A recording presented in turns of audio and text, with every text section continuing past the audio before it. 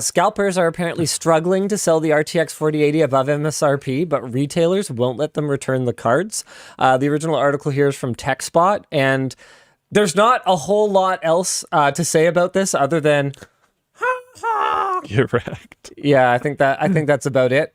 And in other news, this one's pretty funny. Hardware Unboxed released a review of a new version of the RTX 3060 that is evidently dramatically underperforming compared to the previous RTX 3060.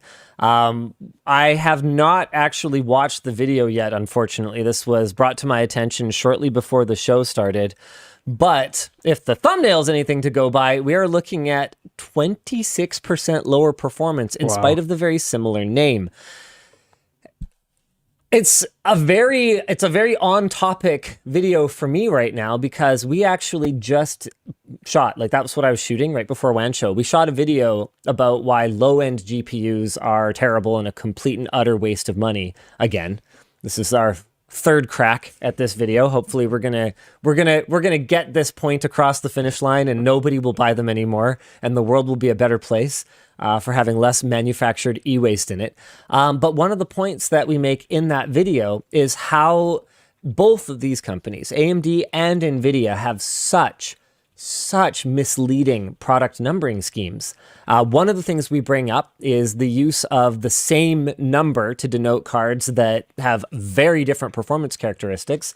But even if, and this is, I think, one of the most important points we make in the video, even if they are using their numbering schemes as prescribed, they're going about it with a very fast and loose approach that makes it really difficult for the average consumer to understand what exactly it is they're buying. So the example we use is actually from the 10 series, so the 1000 class cards, where the 1070 has roughly 80% of the performance, 80 to 85% of the performance of a 1080. The 1060 has roughly 70% of the performance of a 1070. But then things get really spicy. The 1050 falls to just half the performance of the 1060. And the 1030, there is no 1040, the 1030 is half of that again. Oof. So when you compare the differences in relative performance and how they get so wide towards the bottom end with the differences in pricing, which are wide at the top end, you basically look at it and you go, holy crap. These things, they're downright predatory. Yeah, they are. Like and they have been forever. Yeah. Forever.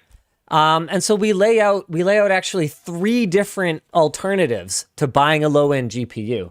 And all 3 are valid. And it has nothing to do, the number of people that think that, like when I say this, it has something to do with like shaming people for not having money. No, it's not. No, use it in a different way. It's not about that at all. It's to help you not waste your money. Like honestly, who would I be talking to when I say don't buy low-end GPUs? I'm not talking to affluent people. I'm talking to people who actually need to get the absolute most out of their money. That's the whole point. The reason why this was effectively one of the first videos we made is we used to be in that situation. Yeah. And we'd see like friends or businesses I bought a low-end GPU. Whatever. Oh, okay. Yeah. Yeah. Like back when I wanted to play Civ 2, I bought like a piece of crap GPU, Civ 2 Test of Time or whatever it was. I think it was less of a huge problem then when it was more about like feature set support and like 3D was not really... like high-end GPUs were not really a thing yet, but I absolutely got ripped off on like a 9600 SE or something like that, which was one of those cards that was the same number but severely cut down compared to what it was supposed to be. It should be utterly unacceptable. Yeah. Yep. Yeah. No, the RX 570 was not a low-end GPU far now. That would be like a performance, like a mainstream performance class card in terms of like the way that the manufacturers would categorize it. So you've got your like Halo products, which are like your 90 class, your Titan class, XTX, like that sort of thing. Then you've got your enthusiast class, which is so named because nobody actually needs that. That's why they're just enthusiastic. So sure, I'll take your money. Then you've got your like performance, like your gaming class cards, and then you've got your budget cards.